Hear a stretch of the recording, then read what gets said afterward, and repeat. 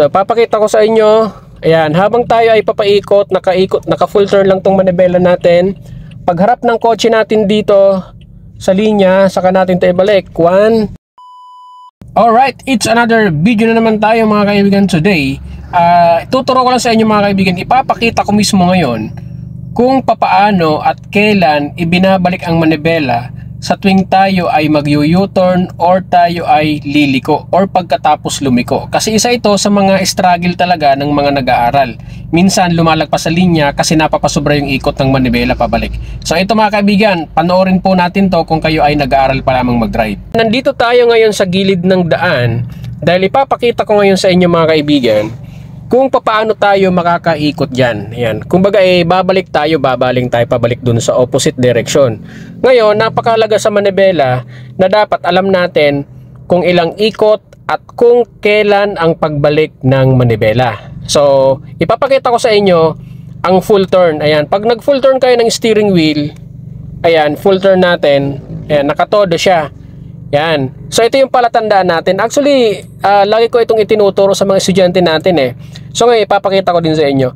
So itong space na malaki na to mga kaibigan, 2 beses lang siyang ibalik dito sa ibabaw na to. So bilangan nyo lang. So pag tumapat itong space na to dito, isang bay lang na yon. So bilangan natin.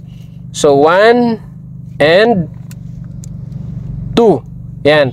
So ganyan lang siya ibinabalik mga kaibigan ng 2 beses itong space na to. Kasi mamaya pag ikot natin dyan, pagbaling natin or pag U-turn natin pabalik dun sa opposite direction, so kailangan ibabalik natin to ng 2 beses. So ipapakita ko sa inyo mga kaibigan para kung kayo ay mag-U-turn or pang mga paliko sa mga kanto, alam po natin ang pagbalik ng manibela. At ngayon, ibabalik naman natin ang manibela natin ng 2 beses kapag nandun na po tayo nakaharap yung kotse natin. Ayan, so full turn muna natin sa left. Ayan, full turn na natin, ready na natin siya syempre. Ayan, tapos, clutch down. Ayan, tapos ilagay natin sa first gear. Then disengage natin ang handbrake natin. So, lagi nyong tatandaan mga kaibigan, kailangan wag masyadong matulin ang pag U-turn or pagliko nyo. Kailangan medyo alalay lang ang takbo. Kasi the more na matulin po ang takbo nyo, mahihirapan yung ibalik to ng 2 beses.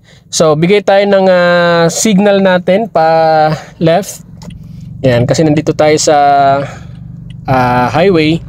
So ngayon, mag-check lang muna tayo sa side mirror at saka sa harapan syempre. Make it sure na clear at walang mga paparating na sasakyan. So maghihintay tayo. Yan. So habang naghihintay tayo, so yung ating clutch biting point, dahil manual transmission po ito, ready na natin yan. Ngayon, pag wala nang paparating, so saka po tayo ngayon babalik papunta doon. So tandaan nyo, naka full turn lang to So ibabalik natin to ng 2 beses kapag doon na tayo nakaharap. So papakita ko sa inyo. Ayan, habang tayo ay papaikot, naka full turn lang tong manibela natin. Pagharap ng kotse natin dito sa linya, saka natin tayo ibalik. 1 and 2. Ayan, so makakadiretso na po tayo.